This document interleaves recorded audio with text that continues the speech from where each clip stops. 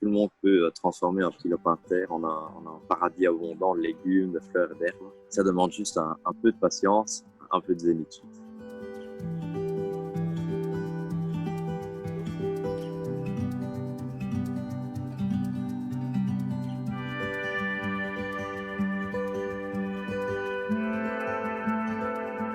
Je pratique la permaculture, certains principes de la permaculture, comme par exemple l'association de cultures, où je vais combiner des plantes différentes qui s'entendent bien, comme par exemple au pied des tomates, je mets du basilic.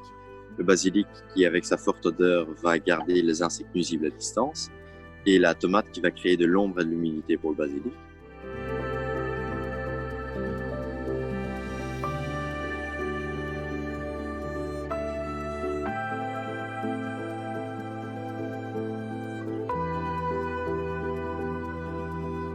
Si vous voulez commencer un potager, je vais vous donner quelques conseils. Donc, premièrement, commencez petit, même si c'est assez tentant de commencer avec un énorme potager, un énorme lopin de terre, de choisir un tout petit espace. Au fur et à mesure qu'on va acquérir de l'expérience, vous pourrez agrandir le potager si vous le souhaitez, et ça va vous permettre de cultiver plus facilement des légumes. Parce que vous savez exactement de quoi les plantes auront besoin.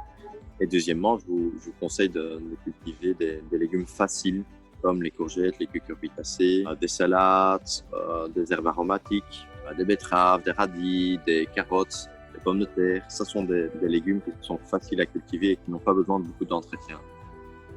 Par contre, après, les tomates, les piments, tout ça, ce sont des plantes qui ont besoin d'un entretien beaucoup plus spécifique.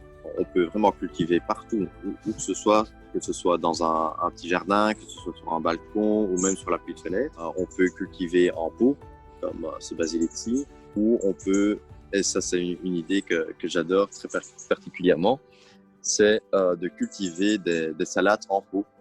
Donc on peut acheter des petites plantes de tomates, de salades, pardon, et les mettre dans des pots en terre cuite. Et en seulement 3 semaines, vous aurez de belles grandes laitues, comme vous pouvez le voir ici.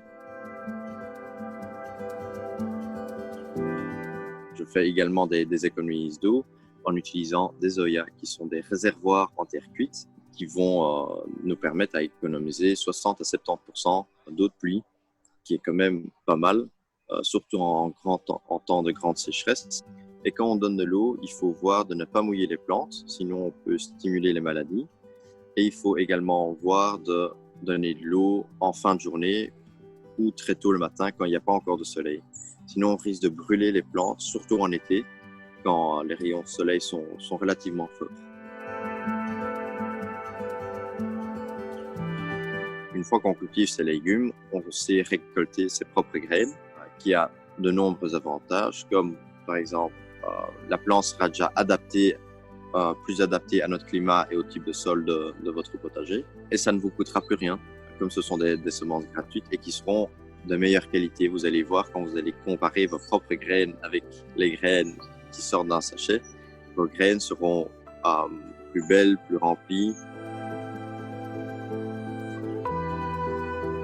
La plupart des semis, je réalise à l'intérieur, comme les semis de piments, de tomates ou d'autres plantes qui sont relativement fragiles et qui n'aiment pas trop un endroit frais, mais des plantes comme les betteraves, les carottes, des plantes qui poussent en terre, des trucs comme ça.